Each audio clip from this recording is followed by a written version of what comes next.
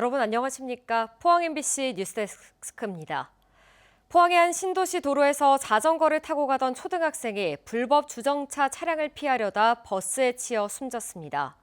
도로에는 어린이 보호구역이라고 적혀 있었지만 한 번도 불법 주차 단속이 없었는데요. 알고 보니 이 어린이 보호구역 팻말 가짜나 다름없었습니다. 박성아 기자의 보도입니다. 경북 포항의 한 신도시 도로. 3차로에 차들이 잇따라 주차했습니다. 이를 피해 자전거 한 대가 도로를 지나고 곧 미니버스 한 대가 그 옆 1차로를 달립니다.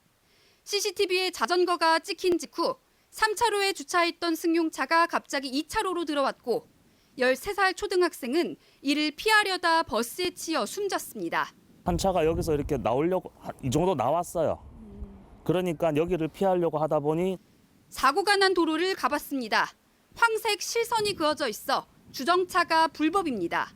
게다가 도로에도 또 표지판에도 어린이 보호구역이라는 글자가 선명하게 적혀 있습니다.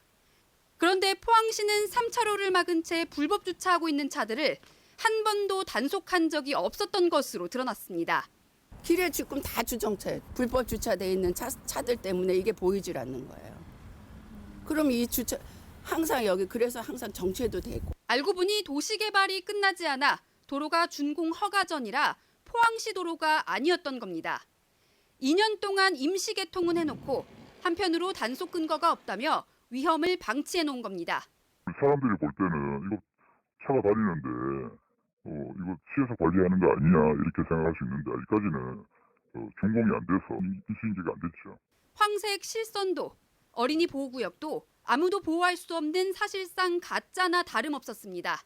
당연히 어린이 보호구역이라는 표시가 다 있는데 저희도 그렇게 알고 있었고 누가 하나가 죽고 나니까 단속 권한이 없다는 말만 반복하던 포항시는 초등학생이 숨지고 나서야 초등학교 개학 전까지 어린이 보호구역 지정 절차를 마무리하고 불법 주차 단속에 나서겠다고 밝혔습니다.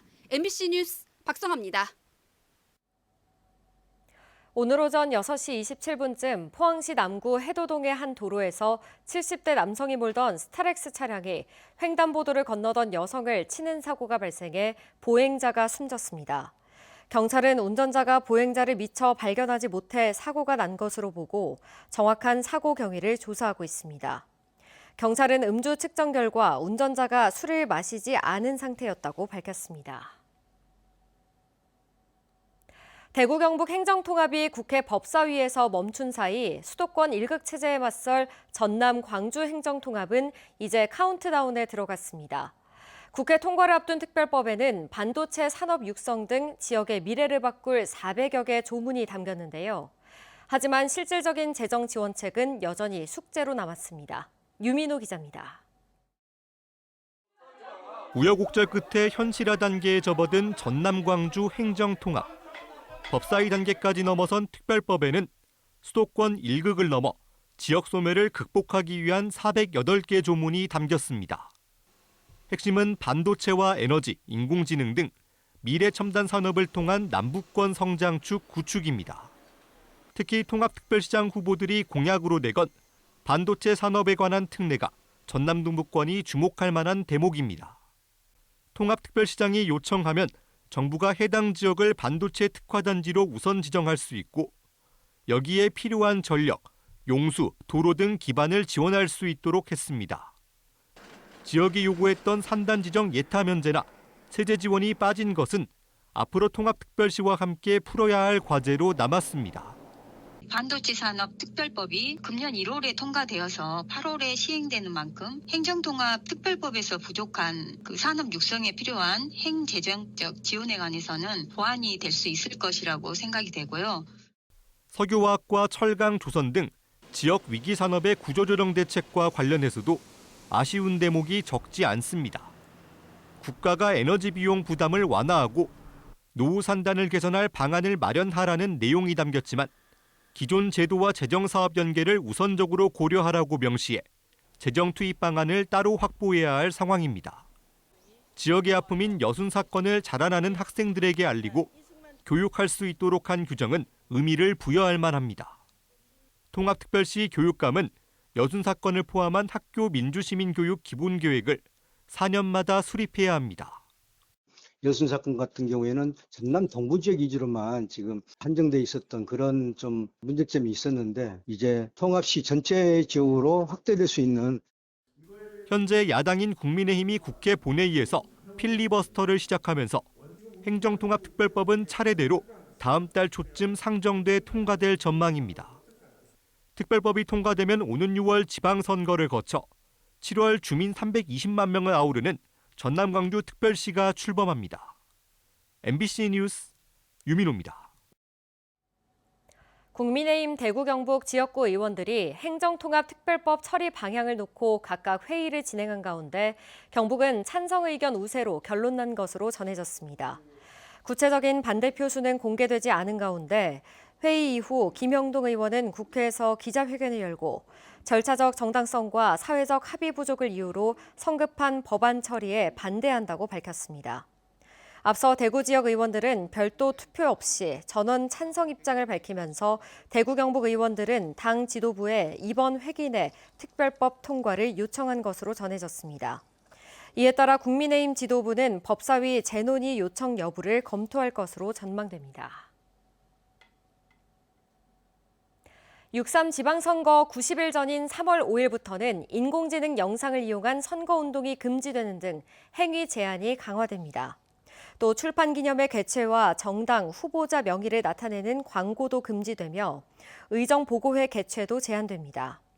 선거에 입후보하려는 공무원, 지방공사 상근 임원, 언론인 등은 3월 5일까지 사직해야 합니다. 경북 선관위는 이 같은 내용을 지자체와 예비 후보자 등에게 안내하고 단속을 강화하기로 했습니다. 청도군이 쇠퇴한 도심을 되살리겠다며 버스 환승센터와 상가, 커뮤니티 시설 등을 모아놓은 소통형 문화공간인 상상마루를 지었습니다.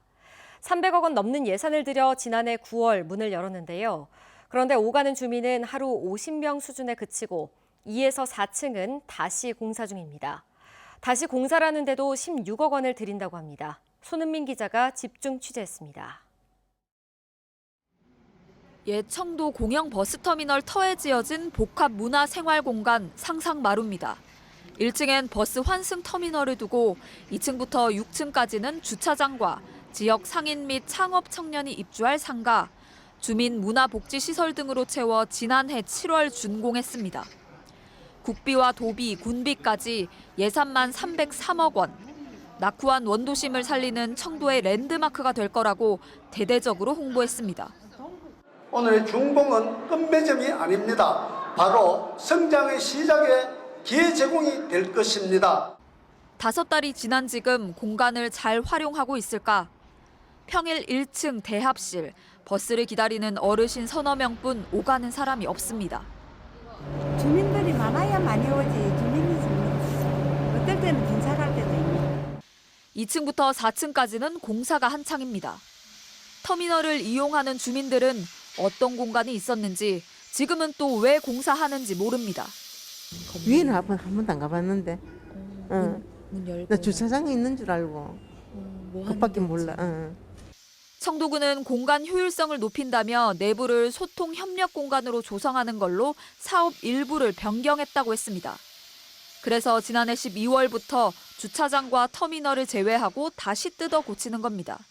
2층부터 4층의 실내에 청년몰을 하고 그러니까 청년 가게하고 하려면 그 부분은 입주와 이런 흐름이 있으니까 내부를 그러면 조금 시설을 변경한 것 때문에 해서 행정안전부와 국토교통부에 협의를 하고 정의를 얻고. 청도 상상마루는 지난 2021년 국토교통부의 도시재생 인정사업으로 선정돼 5년에 걸쳐 추진돼 왔습니다.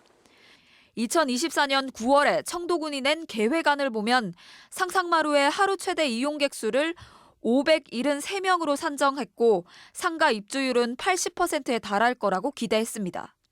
하지만 1층에 일부 남아있는 상가마저 공고를 8차례까지 냈지만 아직 입주자를 못 구한 상황. 애초 수요를 제대로 검증하지 않았고 사업 계획부터 잘못됐다는 지적이 나옵니다. 복합 임대 사업 위주로 가기로 돼 있었던 사업이 그게 이제 유명무실돼 버렸던 겁니다. 리모델링하다 막 뜯고 부수고 하고 있다고요. 그 청도 국민들이 이 사태를 보고 뭐라고 얘기하실 건가요? 준공한 지 얼마 안 됐는데 청도군은 지역 주민들의 의견을 수렴해 공간 계획을 변경했고 현재 공사 중인 곳은 애초 인테리어 사업이 이루어지지 않은 상황이라 예산 낭비는 없다고 해명했습니다. 또 옛 보건소 자리에 예정됐던 소통 협력 공간 조성 사업의 위치를 상상마루로 변경하면서 사업 지연을 해소하고 오히려 예산을 절감하는 한편 시너지 효과가 기대된다고 밝혔습니다. 이번 공사에 드는 예산은 16억 원. 지역 창업가가 입주할 공간과 공유 오피스, 주민들을 위한 카페와 회의실, 헬스장 등이 조성될 예정입니다. 정작 청조 군민들은 이런 공간을 이용할 사람이 몇이나 될지 모르겠다고 말했습니다. 청년이 있어야 말이지. 난 이해가 안 되네. 생각을 해봐. 청년이 여기 어디 있어. 다 노인분들밖에 없는데. 아 그런 건 나 필요 없구나 우리는. 그리고 이 건물도 크게 지가지고 말이지. 장초고 그리고 뭐 누가 들어가 여기 해요. 청도군이 다시 공사 중인 상상마루의 소통협력 공간은 오는 5월 문을 열 예정입니다. MBC 뉴스 손은민입니다. 울릉도 등 섬 지역 주민들의 생활물류 부담을 줄이기 위해 택배비 지원 제도가 개선됩니다. 해양수산부에 따르면 기존에는 본인이 직접 결제한 택배만 지원받을 수 있었지만 올해부터는 자녀나 지인이 대신 결제해도 수령지 주소가 섬 지역이면 지원 대상에 포함됩니다. 추가 배송비는 증빙 여부와 관계없이 건당 3,000원을 정액 지원해 주민 불편과 행정 부담을 줄였습니다. 경주 국립공원 사무소는 최근 전국적으로 산불이 잇따라 발생함에 따라 4월 30일까지 일부 탐방로를 통제합니다. 통제 탐방로는 전체 40개 구간 중 토암산지구 5개, 단석산지구 4개, 구미산지구 1개 등 10개 구간입니다. 국립공원공단은 통제기간 무단 출입, 흡연, 취사, 인화물질 소지 등을 단속하고 취약 시간대 순찰을 확대해 적발될 경우 최대 200만 원의 과태료를 부과할 방침입니다. 울진군이 청년들의 지역 정착을 돕기 위해 이사비, 월세, 자격증 취득 지원에 이어 창업도 돕고 있습니다.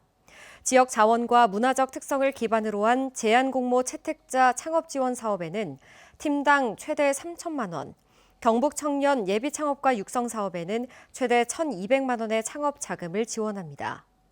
울진군은 지난해는 6개 팀 7명에게 청년 창업을 지원했습니다. 영덕군은 다자녀 가정을 대상으로 농수산물 지원 사업을 시행하기로 하고 3월 3일부터 신청을 받습니다. 지원 대상은 2명 이상의 자녀를 둔 가정으로 자녀 중 최소 1명은 19세 미만이어야 합니다. 2자녀 가정에는 5만 원, 3자녀 7만 원, 4자녀 이상은 10만 원의 쿠폰이 지급되며 경상북도 온라인 농특산물 쇼핑몰 사이소에서 사용할 수 있습니다. 포항시는 올해 중소, 중견기업의 경영 안정을 위해 지역산업 위기 대응 2차 보전 지원 사업을 확대한다고 밝혔습니다. 이에 따라 기업당 대출 한도를 10억 원에서 15억 원으로 확대하고 대출 용도를 운전자금뿐만 아니라 시설 자금으로 넓힙니다. 포항시는 기업이 금융기관을 통해 경영 안정 및 시설 투자에 필요한 자금을 빌리면 1.5에서 3% 이자를 지원합니다.